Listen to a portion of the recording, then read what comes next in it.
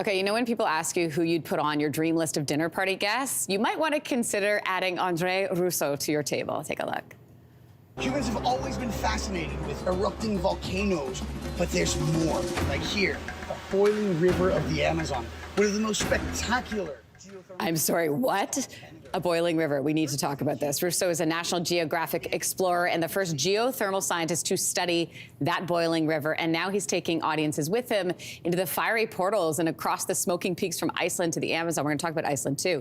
It is part of a speaking series he's in town for. Anne-Marie Ruzo is joining us in studio. It is so good to have you in. Thank you so much. Especially on a day like today. But I want to start with the boiling river. Of course. Okay, so the background of this story of how you uncovered this and discovered this is fascinating to me because this was something you'd heard about for a long time.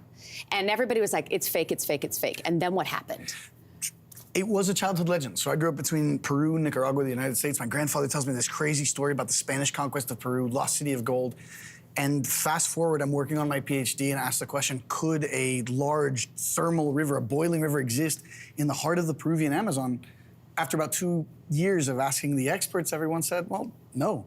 And then at a family dinner, effectively, my aunt said, no, Andres, I've been there. She actually said, I've swum in that river. What? Yeah, I didn't believe her because you can't swim in a boiling river.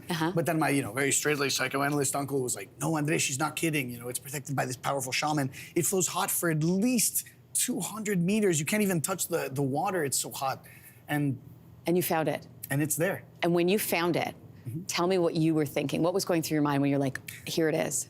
So my aunt took me into the jungle to meet the shaman, to get the blessing to study this place, because it's a sacred spot, right? And my very first memory, my very first impression of the place is actually my first breath there. So when I got to the river, you couldn't actually see it because we were in the jungle. It was so dense, and suddenly you start hearing this a dull roar, a static. The shaman's apprentice who was guiding us says, oh, no, that's the river, Andres, go. So I run down this hill, get to the site, and imagine these 60-foot walls of green flanked by beautiful ivory-colored stones, a clear turquoise water with a veil of steam just overhead. Hot day, so I knew that those temperatures were hot, and just that when I got close to the river, it's like breathing in... What did it smell like? Nothing. Nothing? Clean. It was like breathing in a sauna. You feel that hot air going into your nose, down your throat, into your lungs, and just see what ultimately, I've been studying this thing for over a decade. This is the largest documented thermal river we've found.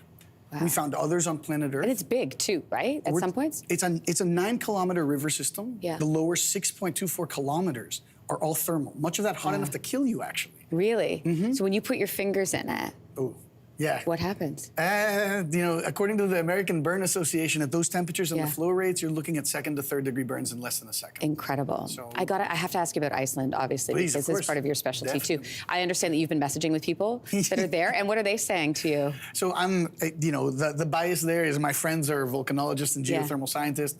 Their approach has been, this happens, right? We live on a volcanic island. Grindvik is an area known for some of, if you like hiking and there's beautiful lava tubes that you can go visit there. Have you actually been lowered into a volcano? I heard this. I have, yes. So there's actually 2 inactive volcanoes that you can actually be lowered into on planet Earth. One, the biggest one's in Iceland. You can, Thrinukagigur, it's an amazing place to go visit. And, and another one in the Azores. But they're it's part of life. When volcanoes are a part of life, you approach them in a different way. And that's one of the things that we want to touch on in the show with Nat Geo. You have a really cool job. Oh, well, you should come. Okay. Yes, the show would love to go. Andre, it's so good to meet you. Thank you so much for being here today. I wish we had more time. I know. We'll wait for you in the Amazon. Okay. How about that? That sounds great. By the way, you can follow Andre's adventures. He is currently in town with his Hunt for Sleeping Giants talk at Roy Thompson Hall. Tickets are on sale now until the 14th. Hey, thanks for watching. If you liked this, be sure to subscribe here, or you can check out more Your Morning videos right here.